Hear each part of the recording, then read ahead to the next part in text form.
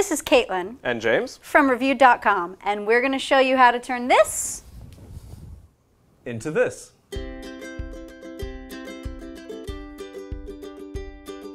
So we are on our way to Home Depot to pick up some supplies. Yep, we'll need some wood, screws, and metal brackets to put it all together.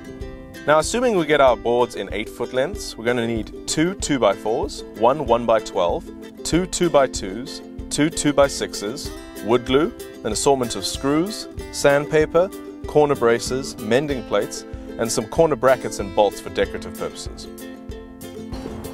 Alrighty. Wear my gloves. Yeah. We're here in the store and we're going to start with the lumber. Now, since we want this to be a no-cut coffee table, we're going to rely on Home Depot to do a few simple cuts for us. Which is exactly why we brought these 3 essential tools: a tape measure, a square, and a pencil. This could be good. It's got a couple of metal pieces in it. We can get rid of those.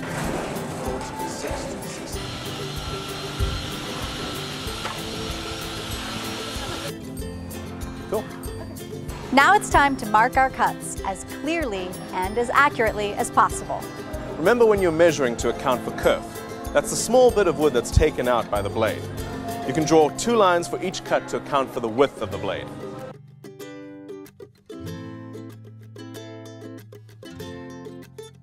Oh, there's got to be a kerf, right? So we've marked each cut using a tape measure to measure the length, and then using a square to draw a nice line across the board. We also marked with an X for the board that's extra. All right, it's cutting time.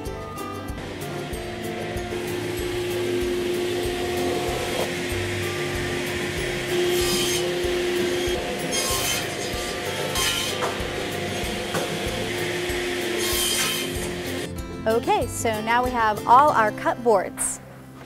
4 22.5-inch end trim pieces, 4 16.5-inch legs, 4 37-inch side trim pieces, 2 37-inch bottom shelf pieces, and 5 4-foot tabletop pieces. Okay, let's go buy some hardware. All right. Stick with it. Oh, yeah. Yeah, that's quite nice.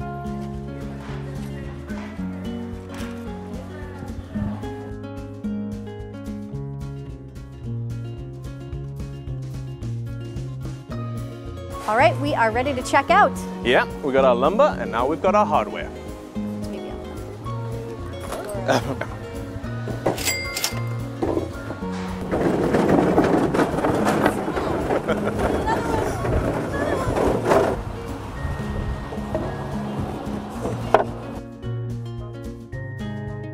So we're back and ready to get building.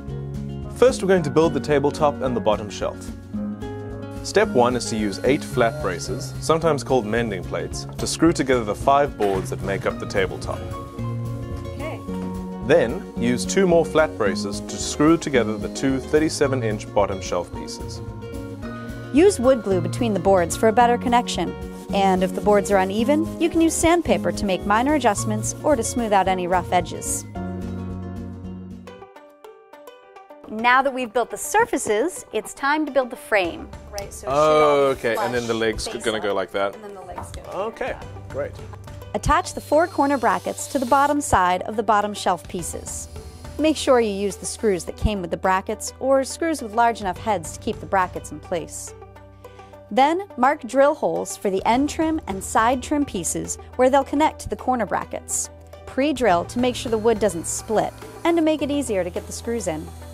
Once everything is pre-drilled, attach the 2 side trim and 2 end trim pieces to the corner brackets.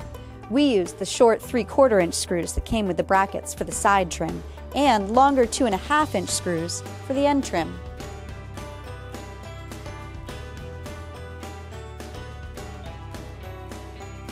All right, so that's the bottom shelf done. Time to attach the legs. The 4 legs are attached to the bottom shelf using bolts. First, mark the spot where the legs will connect to the bottom shelf. We made our bottom shelf about 3.5 inches high. Then, drill holes both in the legs and the side trim where the legs will attach. Using a socket wrench, screw the long bolt through the pre-drilled holes in the legs and then into the side trim. Okay, we've got the legs on, and now it's time to finish the frame.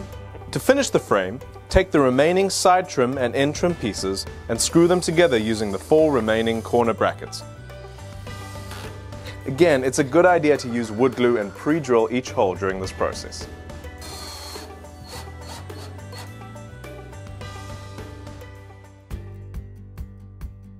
So now that the whole frame is done, we just need to add the tabletop.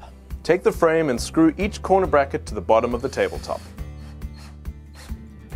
Add 2 more 2.5-inch screws through the end trim pieces and into the tabletop for extra support. To secure the tabletop to the legs, add 4 more bolts, following the same process you used when you attached the bottom shelf to the legs. Good.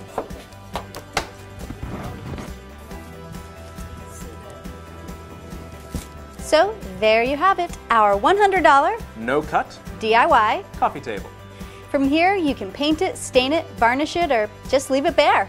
You can follow our DIY adventures on Twitter at ReviewedHome #DIY Wednesday. Or head straight to Reviewed.com for more DIY projects, tips, and as always, scientific reviews of the latest home appliances.